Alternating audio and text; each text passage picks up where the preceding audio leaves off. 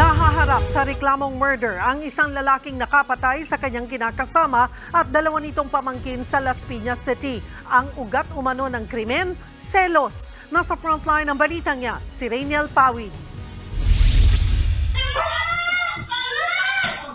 Rinig sa kuhang ito ng CCTV ang tila pagtatalo sa loob ng isang bahay sa barangay Pulang Lupa 2 sa Las Piñas nitong Huwebes.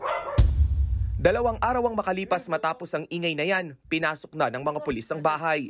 Nagkaroon na kasi ng umaalingasaw na amoy mula rito. Pagpasok ng mga otoridad, tumambad ang bangkay ng 2 babae at isang batang lalaki.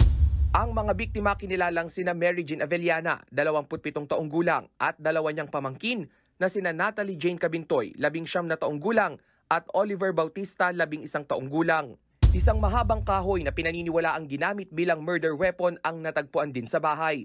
Ayon sa mga pulis, ilang testigo ang nakakita sa ka-live-in partner ni Mary Jean na si Vicente bilang huling kasama ng mga biktima.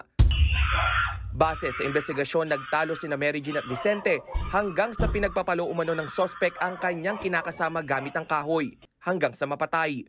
Habang napagdiskitahan naman ni Vicente ang mga pamangkin ni Mary Jean. Nung po nagkakaroon ng komosyon, ay tumulong po yung 2 pamangkin niya ay pagtanggol ng kanyang tita or yung auntie, kaya dadamay din po sila. Agad inaresto si Vicente noong araw na nadiskubre ang mga bangkay. Selos ang nakikitang pinag-ugatan ng kanilang pag-aaway. Yung suspect kasi, pinagsolusyon niya yung pinakasama niya na may lalaki. Na-inquest na ang suspect sa reklamong murder. Nagbabalita mula sa frontline, Rainiel Pawid, News 5. Mga kapatid, Cheryl Cosim po, huwag maging huli at maging una sa lahat sa balitaan. Para sa tuloy-tuloy na talakayan sa frontline, mag-follow at mag-subscribe sa social media pages ng News 5.